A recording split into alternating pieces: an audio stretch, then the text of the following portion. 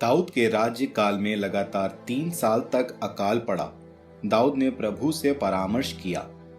प्रभु ने कहा, साउल और उसके रक्त पिपासी कुटुंब के कारण ये अकाल पड़ा, क्योंकि उसने गिबोन वासियों का वध किया है। राजा ने गिबोन वासियों को बुलवाकर इसके विषय में बात की। गिबोन वासी इजरायलियों में नहीं गिने जाते, वे अमोरियों के अवशिष्ट वंशज हैं। इजरायलियों ने शपथ खाकर उन्हें बचाने की प्रतिज्ञा की थी, किंतु साउल ने इजराइल और यूदा की प्रजा के प्रति अपने धार्मिक उत्साह के कारण उनका सर्वनाश करने का यत्न किया था।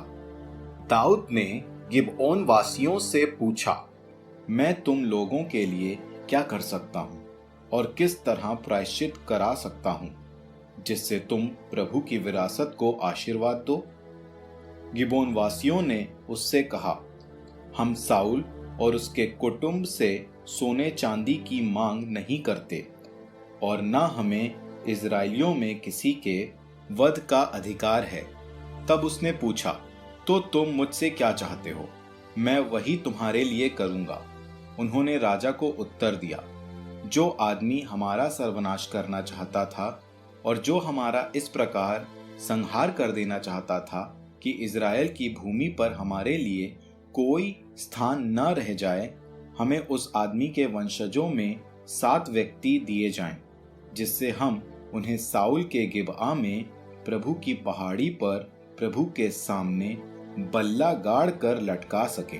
राजा ने उत्तर दिया, मैं उन्हें तुमको दूंगा, लेकिन प्रभु के सामने की गई उस शपथ के कारण जो उनके बीच दाऊद और साउल के पुत्र योनातान के बीच हुई थी, राजा ने योनातान के पुत्र साउल के पौत्र मफीबोशेत की रक्षा की। इसलिए राजा ने उन 2 पुत्रों को, जो अय्या की पुत्री रिस्पा से साउल के यहाँ उत्पन्न हुए थे, अर्थात अरमोनी और मफीबोशेत को, तथा उन 5 पुत्रों को जो साउल की पुत्री मेरब से महुलावासी बर्जिल्लै के पुत्र अद्रिएल के यहाँ उत्पन्न हुए थे, गिबोन वासियों को दे दिया और उन्होंने प्रभु के सामने पहाड़ी पर उन्हें बल्ले पर लटका दिया। इस प्रकार वे 7 एक साथ मर गए।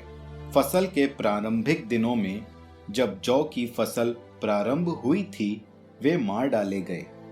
अय्या की पुत्री रिस्पा ने चट्टान पर टाट फैलाया और वो वहां फसल के प्रारंभ से उस दिन तक रही जब तक आकाश से लाशों पर वर्षा नहीं हुई।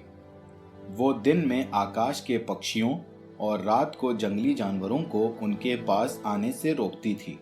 जब दाऊद को सूचना मिली कि अय्या की पुत्री और साउल की उपपत्नी रिस्पा क्या कर रही है, तब दाऊद ने साउल की और उसके पुत्र योनातान की हड्डियां गिलआद के आबेश वासियों से मंगवाई।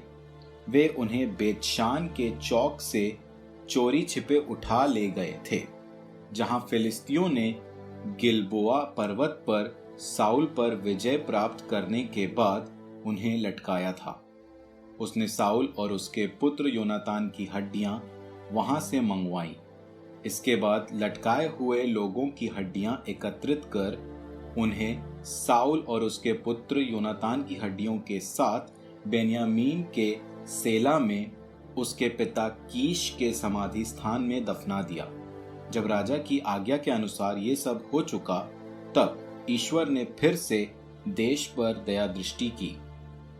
फिलिस्तियों और इजराइलियों में युद्ध फिर छिड़ा और दाऊद अपने आदमियों को साथ लेकर फिलिस्तियों से लड़ने गया। इससे दाऊद थक गया। यिशबी बनोब, जो रफाईम का वंशज था, दाऊद को मार डालना चाहता था। उसका भाला 300 शेकेल कांसे का था और वो एक नई तलवार बांधे हुए था। लेकिन सरुया के पुत्र अबीशै ने दाऊद की सहायता की और उस फिलिस्ती पर आक्रमण कर उसे मार डाला। उस समय दाऊद के सैनिकों ने दाऊद को ये शपथ दिलवाई कि वो फिर कभी उनके साथ युद्ध करने नहीं निकलेगा, कहीं ऐसा ना हो कि वो इजराइल का दीपक बुझा दे।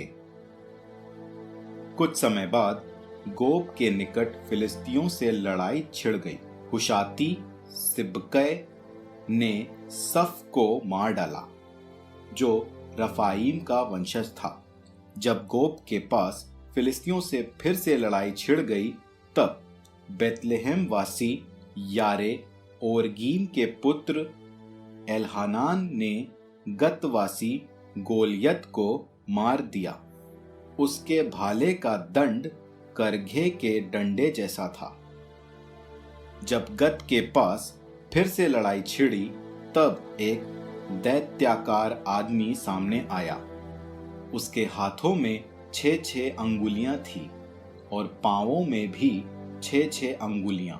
इस तरह कुल 24 अंगुलियां थी। वो भी रफाईम का वंशज था।